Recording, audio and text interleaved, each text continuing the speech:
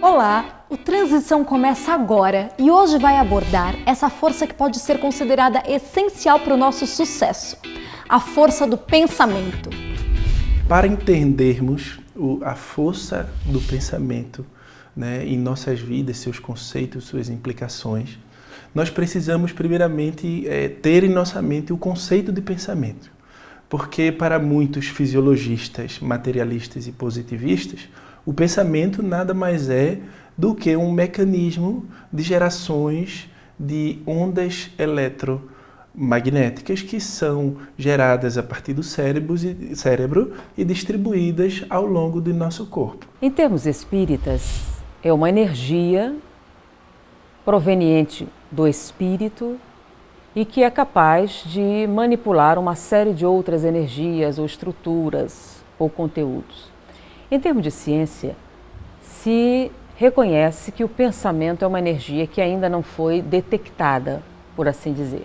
Espera-se que no momento em que o pensamento seja identificado como um tipo de energia específico, eles possam finalmente entender, por exemplo, os chamados fenômenos paranormais, que é a conversão da força do pensamento em outros tipos de energia. Mas se considerarmos, do ponto como o Espiritismo nos considera e como já a ciência moderna já nos traz o pensamento como fruto da geração ou como tendo o seu cerne na alma, nós vamos entender a força do pensamento muito além do que apenas um mecanismo biológico. O pensamento é um subproduto do espírito, é uma energia. E sendo energia, é algo de natureza física.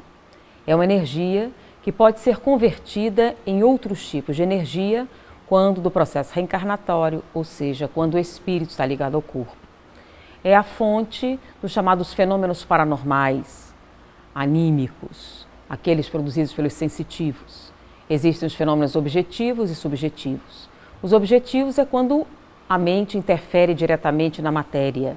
O pensamento é a energia que pode ser convertida em outros tipos de energia, numa onda ainda indetectável pela nossa tecnologia, porém já existem evidências mais do que suficientes para determinar a sua existência. O pensamento é uma emissão mental.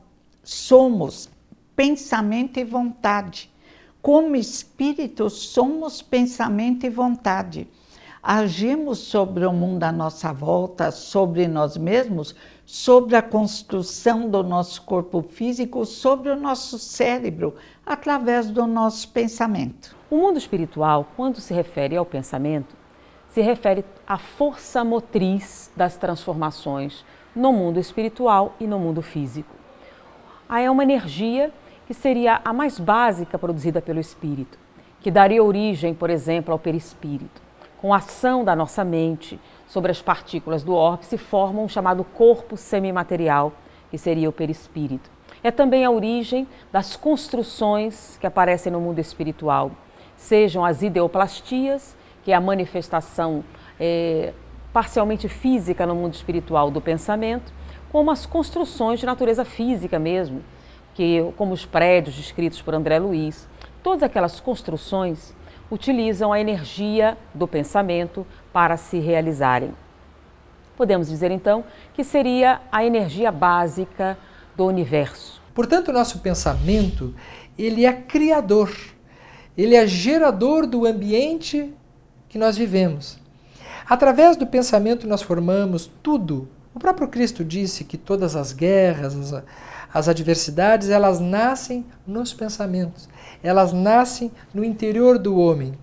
E nós precisamos reconhecer que é exatamente nesse campo, junto, obviamente, com sentimentos, que se formam todas as mazelas, ou todas as virtudes, todas as doenças, ou todas as curas, todas as terapêuticas e todas as conjunturas das quais nós sofremos ou das quais nós nos alegramos. Se somos pensamento e vontade, se somos luzes, filho da luz, o nosso pensamento tem uma força semelhante à de Deus, nosso Pai. Co-criadores de Deus, agimos sobre a nossa energia à nossa volta, consciente ou inconscientemente criamos aquilo que pensamos. E aí temos que ter cuidado, Emmanuel diz, cuidado com o que desejais, porque quando desejamos já criamos. Tanto ele pode construir positivamente, quanto ele pode destruir também. Um pensamento desanimado, um pensamento entregue a mágoas, um pensamento entregue à falta de vontade, este pensamento não surte o efeito desejado.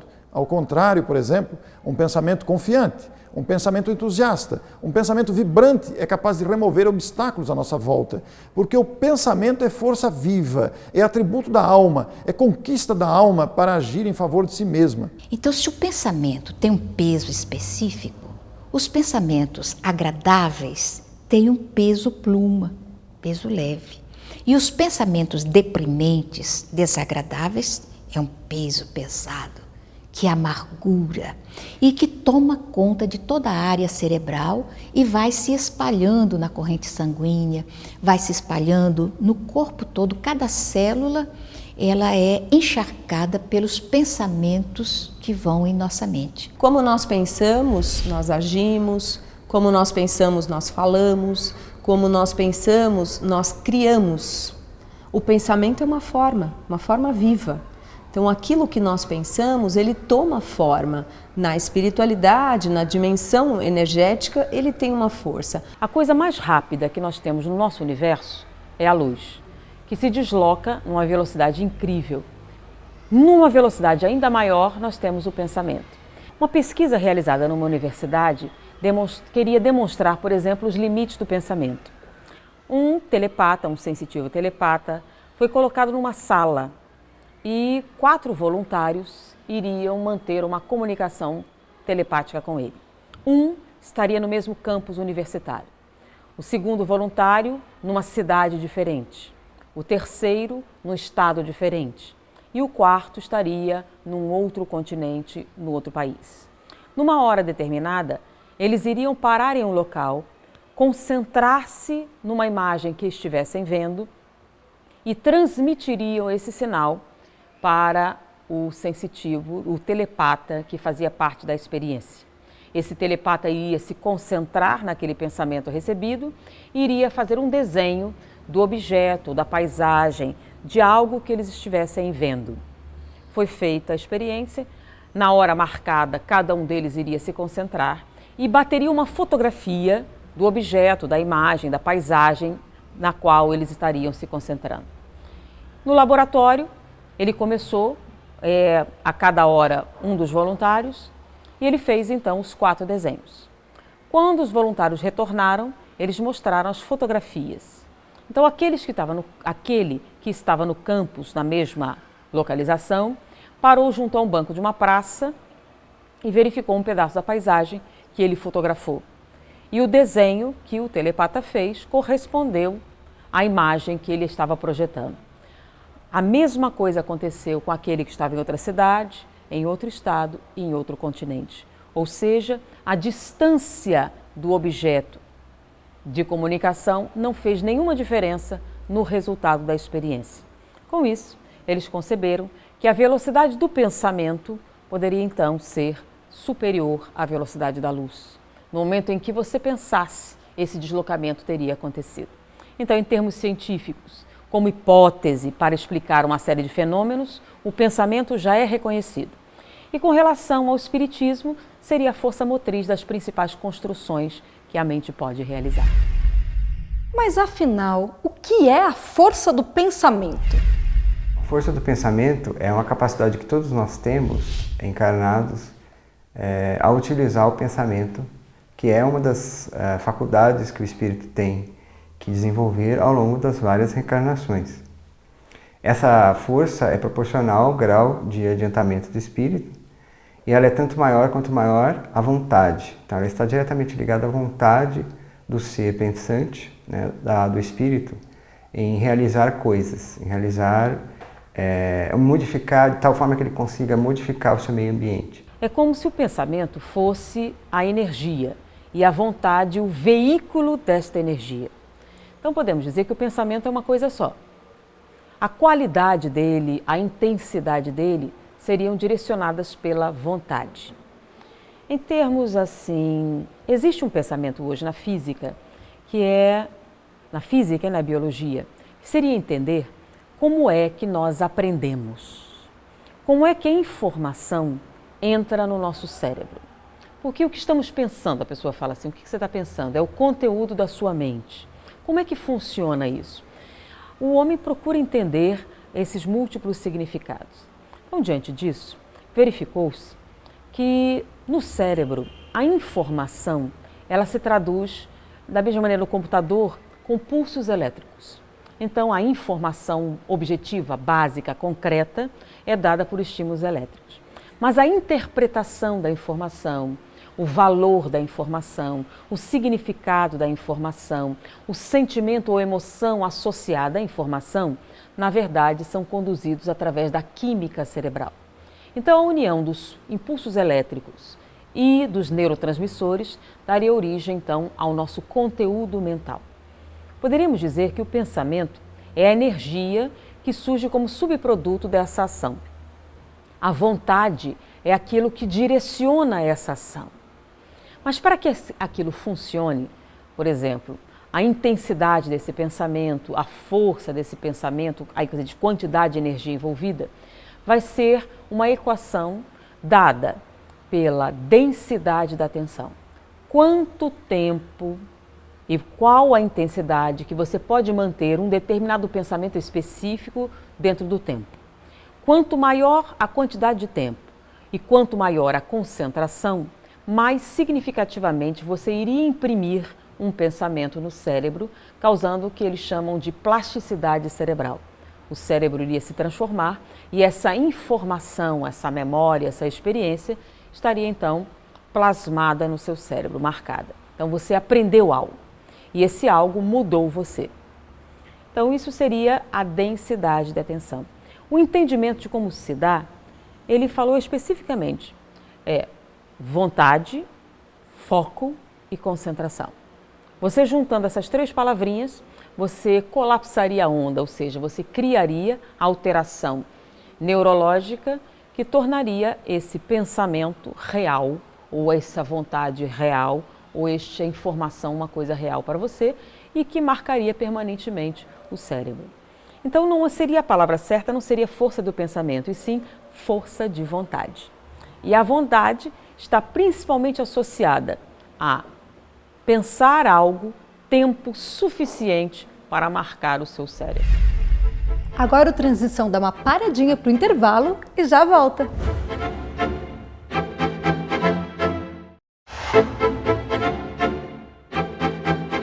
Muitas vezes queremos mudar e não conseguimos. As forças exteriores são mais fortes que nossa vontade. Será que é assim mesmo? Eu tenho falado um bocado sobre a força do pensamento, né? E normalmente a gente chama de neuroplasticidade autodirigida. Eu traduzirei o significado. O que é que significa neuroplasticidade autodirigida? Significa exatamente, você pode mudar se quiser. A plasticidade está relacionada a um trabalho de Jeffrey Schwartz, juntamente com outros pesquisadores físicos e biólogos, que mostrou que cada experiência que você vivencia sensorialmente, emocionalmente, mentalmente, modifica o cérebro. Daí o nome plasticidade, neuroplasticidade. O autodirigida significa que o aprendizado e as mudanças não são uma coisa que vem somente de fora para dentro. Por exemplo, acreditava-se que a nossa personalidade surgia com as experiências. Tudo que você viveu, tudo que você aprendeu, tudo que você comeu, daria origem ao que você é. Jeffrey Schwartz demonstrou que não é somente isso. Existem experiências que são internas, que fazem a modificação dentro de você. Seria a neuroplasticidade autodirigida. Então, determinadas decisões, determinados pensamentos que você pode desenvolver de maneira autônoma também modificam você. Isso seria, então, a mudança mediada pelo seu desejo de mudar. Nós vemos, por exemplo, que muitos cientistas não encontraram diferenças do cérebro, por exemplo, de Albert Einstein para diversas mentes que que tiveram uma vida de não eminência no ponto de vista científico e de produção de intelecto, de ciência. Então, onde estaria esse potencial? Não nos nossos neurônios. Obviamente, está diretamente ligado aos neurônios, que são os transmissores, e tem toda uma neurologia por trás desse processo de transmissões nervosas, mas o pensamento da alma, né, com a sua capacidade de desenvolvimento intelectual e moral, gerando pensamentos mais fortes, mais fracos, pensamentos saudáveis, pensamentos doentios, que vão aí impactar nas ações da vida. Isso finalmente explicou uma questão do Livro dos Espíritos. Pode o homem, mediante seus esforços, domar suas tendências negativas? E eu sempre que faço uma palestra, eu faço a pergunta: e aí, gente, o que ele está dizendo? Mudar é fácil ou difícil?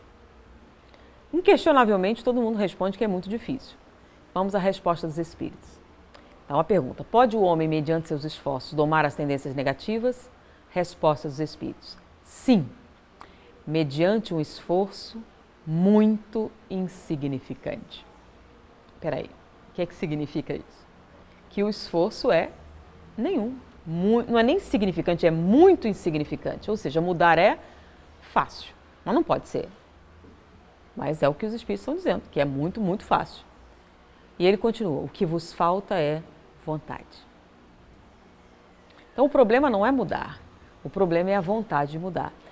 E por que isso acontece? Mas peraí, não tem lógica. Todo mundo quer melhorar, todo mundo quer ser feliz. Claro que a gente quer mudar. Será? O nosso pensamento modifica o nosso cérebro e, diz o Dr. Norman Doidge, criamos, através de hábitos inadequados, mapas mentais inadequados. Por exemplo, o indivíduo pessimista, que pensa demais que tudo dá errado, dá errado. Né? Experiências, por exemplo, laboratoriais, né, que tocam diretamente a nossa vida de produção de ciência, por exemplo, o indivíduo segue um protocolo, ou poderíamos dizer, por exemplo, na hora de cozinhar, a pessoa faz igualzinho um bolo, de um jeito, e segue a mesma receita. E o bolo na mão de uma pessoa com uma vibração ou com certa experiência, por mais que ela faça igual a outra, o bolo sai melhor. Então, uma comida feita com amor, ela sai muito mais saborosa e muito mais gostosa, e justamente pela força que o amor imprime ao pensamento. Da mesma forma que o desenvolvimento intelectual, racional, também imprime muita força a esse pensamento. Nesse livro, O Cérebro que se Transforma, em outros livros sobre a neuroplasticidade, em todos os livros básicos de Kardec, em obras paralelas de André Luiz, nós vemos o que podemos fazer para mudar nosso pensamento. A doutrina espírita nos lembra do religare da prece, do trabalho do evangelho, de começar a pensar de forma diferente e, consequentemente, diz o evangelho, depois agir de forma diferente. O pensamento, ele move energias. Ele é capaz de movimentar por força em si mesma uma ação direta no mundo. Quando nós pensamos em direção a uma pessoa, nós estamos chegando nessa pessoa. Da maneira como nós pensarmos, nós estamos ajudando ou nós estamos perturbando. Obviamente, dependendo do estado de receptividade da pessoa, que é o receptor desses pensamentos. De qualquer forma, imaginemos que juntos pudéssemos pensar positivamente e a ecologia se transformaria, a psicosfera se transformaria. Nós não podemos fazer isso de imediato na humanidade, mas podemos fazer isso na nossa casa. Podemos fazer isso conosco mesmo. Começar através dos grupos. E, com certeza, o pensamento é esta ferramenta indispensável que precisamos educar todos os dias. O primeiro esforço é nosso. Depois nos ligamos a ondas de pensamentos melhores. Nosso anjo da guarda, como diria Kardec, se faz mais atuante e nós, numa encarnação, vencemos várias dificuldades e nos tornamos melhores. Continuamos o nosso estudo logo após o intervalo. Fique conosco.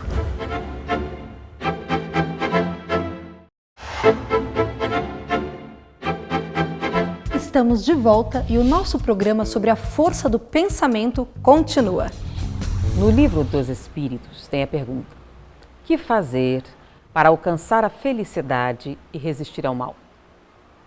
Resposta dos Espíritos: um sábio da antiguidade Evoluo disse: conhece-te a ti mesmo. E a gente sempre tem uma certa dificuldade de interpretar isso. Mas Allan Kardec também teve essa dificuldade e ele continua a pergunta. Reconhecemos a sabedoria dessa máxima. A dificuldade está justamente em como alcançar o autoconhecimento. E aí que vem a que eu acho, na minha opinião, uma das mais lindas mensagens da codificação, que é uma mensagem de Santo Agostinho, que começa mais ou menos assim: fazei o que eu fiz quando vivi na Terra. Quando chegar em casa, aí ele começa: analise, avalie. Então ele está usando uma série de palavras que tem por objetivo adquirir compreensão, avaliar o nosso comportamento, aplicar a racionalidade às nossas escolhas. Então lá ele descreve: poucas pessoas lembram da mensagem. Ela tinha que ser meditada, avaliada, introjetada. Se a gente trabalha o que está ali, com certeza a gente passa a ter uma consciência maior do nosso próprio comportamento. É no campo do pensamento que nós determinamos a vida que nós queremos ter. Uma vida mais positiva, uma vida mais negativa. Conhecemos pessoas que se queixam muito da vida que têm. Se queixam que as coisas não dão certo, se queixam que os relacionamentos são desastrosos. Mas nós observamos que essas pessoas já acordam de manhã com um pensamento prevendo os desastres. Não conseguem olhar a vida de uma forma positiva. Não conseguem agir de forma a seu favor. E, obviamente, que os resultados são imediatos. Mas queremos fazer uma ressalva também, de que pensar positivo não significa que tudo vai dar certo na vida da pessoa. Não significa que a pessoa pensando positivo ela não vai ter doença nenhuma, não vai ter problema financeiro, não vai ter problema de relacionamento. Há uma tendência romântica e ilusória das pessoas acharem que o pensamento positivo vai resolver todos os problemas do indivíduo. Não. O pensamento positivo vai nos ajudar a resolver os nossos problemas. Vai arredar da nossa vida aquilo que não é necessário, mas não vai fazer com que as coisas que são necessárias deixem de acontecer. Até a medicina já diz que a fé, o positivismo, o modo como você encara as coisas que te acontecem, elas são determinantes para o sucesso ou insucesso de um tratamento. Então, o pensamento, se nós estivermos pessimistas, maledicentes, invejosos, rancorosos, magoados, pensando, sabe, continuamente, ruminando aquelas questões que são corrosivas, faz mal para o nosso corpo. A gente fica tomando um veneno que vai causando danos energéticos e transformando, né, o nosso corpo físico. Então, o espírito, o ser que determina a jornada, né, se nós pudermos avaliar como pensamos, pararmos alguns minutinhos da nossa vida, como Jesus coloca, né, se recolha em alguns pequenos momentos da sua vida e se autoavalie. Perceba qual é aquela enxurrada, às vezes, de pensamento que a gente nem se dá conta e que aquilo vai contaminando a nossa vida. Uma pessoa que tenha câncer, uma pessoa que tenha uma enfermidade, ela, muitas vezes, não é culpada apenas pelos pensamentos que tem. Porque também temos que ter um cuidado do indivíduo estar passando por uma enfermidade e ainda assim receber o ônus da culpa de que foi por culpa dela que, não tendo pensado positivo, gerou um câncer. Não é assim. Existem outros fatores profundos, reencarnatórios, constitucionais, provacionais, experiências necessárias que vão acontecer na nossa vida. O pensamento ele é regulador, mas ele não é uma determinação definitiva nos fatos da nossa existência. Pensar positivamente, sim, mas também termos a resignação para aprendermos com os fatos da vida. O que você está fazendo hoje te leva aonde você quer chegar? Você já parou para pensar se a sua vida está satisfatória? Se os seus relacionamentos estão satisfatórios? Nós estamos num estado de rotinas neurotizantes, tão intenso, que a gente não para nem para pensar na própria vida, né? Para ver, é isso que eu queria mesmo ou não? A gente está correndo tanto que nem pensa, nem avalia as escolhas, os compromissos. Então, onde você quer estar daqui a 5 anos? É onde você está, em algum lugar? Bom, se é naquela direção, o seu comportamento está te levando naquela direção ou não? É isso que propõe Santo Agostinho. Você levar a racionalização, a lógica, ao seu próprio comportamento. Como nós pensamos, vai ser como nós vamos viver, né? O pensamento é que vai determinar se nós teremos uma vida mais feliz ou não, porque é ele que vai possibilitar que nós vençamos aquilo que nos aconteça, né? As pedras do caminho serão ultrapassadas com mais serenidade. Se tivéssemos uma só encarnação, como diz a materialista Simone de Beauvoir, nem valeria a pena se esforçar, porque morria, acabava amigos, bons hábitos, música, tudo. Mas como vamos continuar conosco mesmo? E a pessoa que mais está perto de nós somos nós, vale a pena mudar para ser feliz, para se sentir confortável. Quantas pessoas aplicam a lógica com a maior naturalidade na sua vida profissional e são incapazes de avaliar que o seu comportamento pessoal é aberrante? Por quê? Porque lógica não se mistura com a vida pessoal. Aí quem diz? Uma pessoa certa vez, não, mas esse tipo de comportamento é muito frio. E disse, por quê? Porque é racional. Espera aí, mas quem disse que o oposto de racional é emotivo? O oposto de racional não é emotivo, o oposto de racional é irracional. Emotivo e frio, você pode ser racional e emotivo ou racional e muito frio. Não são coisas que excluam umas às outras.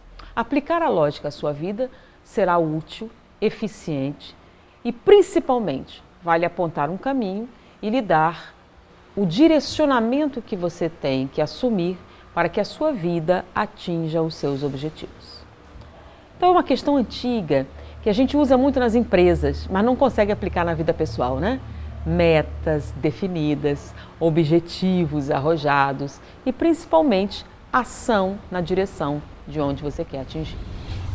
Hoje aprendemos que nosso pensamento tem uma força ilimitada, mas que cabe a nós direcioná-la através da nossa vontade para conquistarmos nossos objetivos. Ficamos por aqui. Curta nossa página no Facebook, acesse nosso site. Até o próximo encontro!